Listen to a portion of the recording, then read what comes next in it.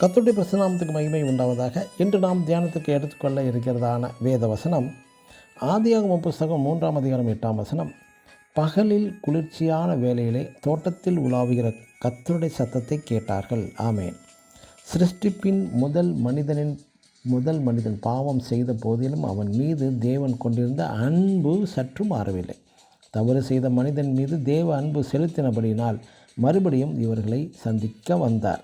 இவர்களை தண்டிப்பதுதான் சிருஷ்டிகர்த்தாவின் நோக்கம் என்றால், ஒரு தூதனை அனுப்பி ஆதாமையும் ஏவாளையும் தண்டித்து தோட்டத்தை விட்டு வெளியே துரத்தி இருக்க முடியும்.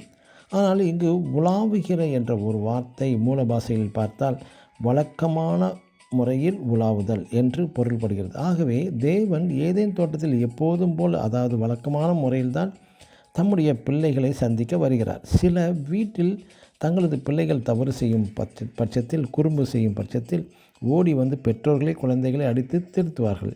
இனி இதுபோல் மறுபடியும் தவறு செய்யக்கூடாது என்றுதான். அதே போல் நமது சிருஷ்டிகர்த்தாவும் மனிதன் மீது அன்பு கொண்டவராய் எப்போதும் போல தேடி வருகிறார்.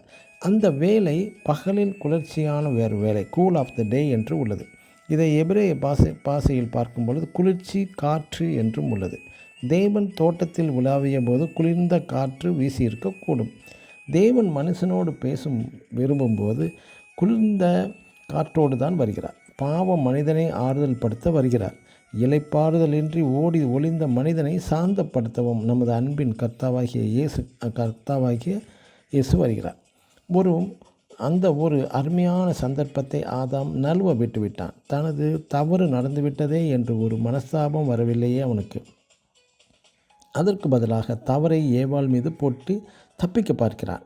எனக்கு அன்பான தேவனுடைய பிள்ளைகளை, இன்று நமது வீட்டில் உள்ள பிள்ளைகளும் தவறுகள் செய்யலாம். நாம் அவர்கள் தவற்றை மற்றவர்களை கொண்டு நாம் தண்டிப்பது கிடையாது. நாமே நமது பிள்ளைகளை தண்டித்தும் தீர்க்காமல் அன்பின் நேசத்தால் ஆதாமுக்கும் ஏவாளுக்கும் தோல் உடைகளை உண்டு பண்ணி அவர்கள் பாவங்களை மூடி மறைத்து மன்னித்து வெளியே அனுப்பப்படுகிறார்கள் என்றால் எத்தனை மகா மிகுந்த அன்பு உள்ள நம் கர்த்தர். ஆமேன். God bless you.